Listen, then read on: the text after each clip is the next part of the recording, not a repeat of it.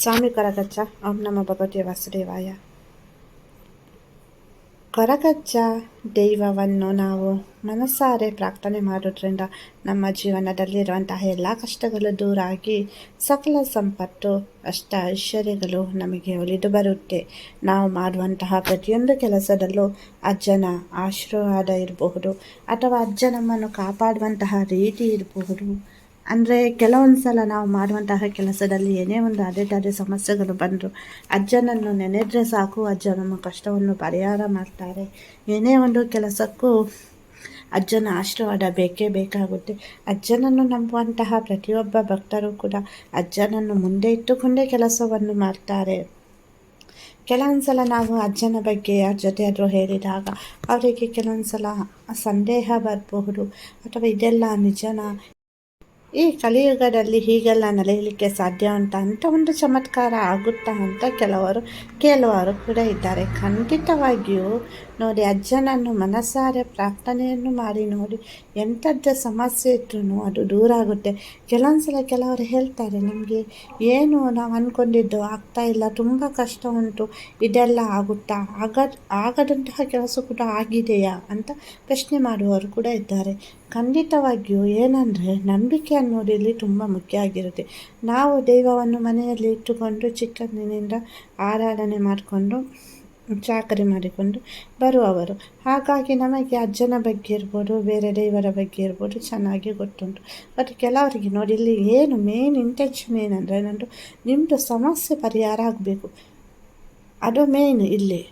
ಇವಾಗ ನಮ್ಮದು ಸಮಸ್ಯೆ ಪರಿಹಾರ ಆಗುತ್ತೆ ಅಂದರೆ ನಾವು ಎಲ್ಲಿಗೂ ಕೂಡ ಹೋಗಲಿಕ್ಕೆ ತಯಾರಿರ್ತೇವೆ. ಸ್ವತಃ ನಾನೇ ಕೆಲವೊಂದು ಸಮಸ್ಯೆಗಳು ತುಂಬ ಕ್ರಿಟಿಕಲ್ ಆಗಿರುತ್ತೆ ಕೆಲವರದ್ದು. ಸೊ ಆವಾಗ ನಾವು ಸಜೆಸ್ಟ್ ಮಾಡ್ತೇವೆ, ಇದೊಂದು ಪರಿಹಾರ ಮಾಡಬೇಕು, ಎಲ್ಲಿಗೆ ಹೋಗ್ಬೇಕು. ಇಲ್ಲ, ನಮಗೆ ಅಷ್ಟು ದೂರ ಹೋಗ್ಲಿಕ್ಕೆ ಆಗಲ್ಲ ಅಂತ. ಸಮಸ್ಯೆ ಪರಿಹಾರ ಆಗಬೇಕು ಅಂದರೆ ನೀವು ಎಲ್ಲಿಗಾದರೂ ಹೋಗಲೇಬೇಕಾಗುತ್ತೆ ಅಲ್ವಾ? ಸಮಸ್ಯೆ ಪರಿಹಾರ ಆಗೋದು ಮುಖ್ಯ. ಆ ಸಮಸ್ಯೆ ಜೊತೆ ಜೀವನ ಮಾಡಲಿಕ್ಕೆ ಸಾಧ್ಯ ಅಂತ ಇಲ್ಲ. ಸಮಸ್ಯೆ ಪರಿಹಾರ ಆಗದೆ ನೀವು ಹೆಂಗೆ ಜೀವನ ಮಾಡ್ತೀರಾ? ಅದರೊಟ್ಟಿಗೆ ಎಷ್ಟು ಕಷ್ಟ ಆಗುತ್ತೆ, ಎಷ್ಟು ನೋವು ಹಿಂಸೆ ಅನುಭವಿಸ್ತೀರಾ. ಸಮಸ್ಯೆ ಅನ್ನೋದು ಎಷ್ಟು ಸಮಸ್ಯೆಗಳಿರುತ್ತೆ. ಕೆಲವರಿಗೆ ಹಣಕಾಸಿನ ಸಮಸ್ಯೆ ಇರುತ್ತೆ, ಮತ್ತು ಕೆಲವರಿಗೆ ಮದುವೆ ಆಗ್ತಾ ಇಲ್ಲ, ಮತ್ತು ಕೆಲವರಿಗೆ ಕೆಲಸ ಸಿಗ್ತಾ ಇಲ್ಲ, ಇನ್ನು ಕೆಲವರಿಗೆ ಕೋರ್ಟಿನಲ್ಲಿ ಕೇಸ್ ಉಂಟು, ಮತ್ತು ಕೆಲವರ ಮೇಲೆ ಏನೋ ಒಂದು ಕ್ರಿಮಿನಲ್ ಕೇಸ್ ಆಗಿರಬಹುದು.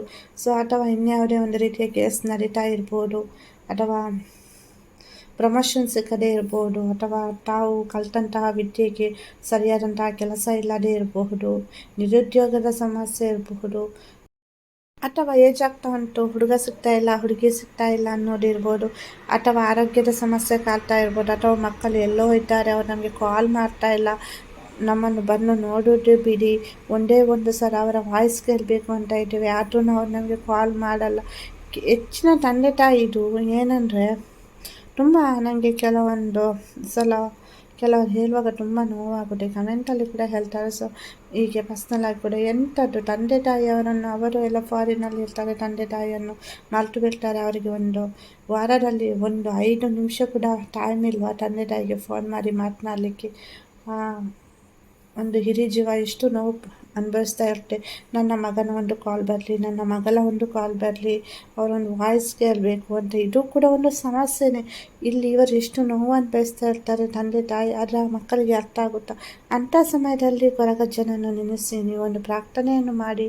ಏನೇ ಒಂದು ಸಮಸ್ಯೆ ಇರ್ಬೋದು, ನಿಮ್ಮದು ಬಿಸ್ನೆಸ್ ಚೆನ್ನಾಗಿ ಆಗ್ತಾ ಇಲ್ಲ, ಅಥವಾ ಮಾಟ ಮಂತ್ರ ವಶೀಕರಣ ಅನ್ನೋ ಸಮಸ್ಯೆ ಇರ್ಬೋದು, ಅಥವಾ ಇಷ್ಟಪಟ್ಟವರನ್ನು ಮದುವೆ ಆಗಲಿಕ್ಕೆ ಆಗ್ತಾ ಇಲ್ಲ, ಸಮಸ್ಯೆ ಆಗ್ತಾ ಉಂಟು, ಮನೆಯಲ್ಲಿ ಒಪ್ತಾ ಇಲ್ಲ ಅನ್ನೋದು ಇರ್ಬೋದು, ಅಥವಾ ಏನೇ ಒಂದು ನಿಮ್ಮದು ವೈಯಕ್ತಿಕ ವಿಷಯ ಇರ್ಬೋದು, ಥರ್ಡ್ ಪಾರ್ಟಿ ಸಿಚುವೇಶನ್ ಇರ್ಬೋದು, ಗಂಡನಿಗೆ ಬೇರೆ ಸ್ತ್ರೀಯ ಸಾಹಸ ಇರ್ಬೋದು, ಅಥವಾ ಹೆಂಡತಿಯ ವಿಷಯದಲ್ಲಿ ಏನೇ ಒಂದು ಸಮಸ್ಯೆ ಆಗಿರ್ಬೋದು, ಅಥವಾ ಗಂಡ ಹೆಂಡತಿ ಮನೆ ಬಿಟ್ಟು ಹೋಗಿರ್ಬೋದು, ಮಗಕಾಲು ಕೂಡ ಇವಾಗ ಮನೆ ಬಿಟ್ಟು ಹೋಗ್ತಾರೆ ತಂದೆ ತಾಯಿಯನ್ನು ಬಿಟ್ಟು.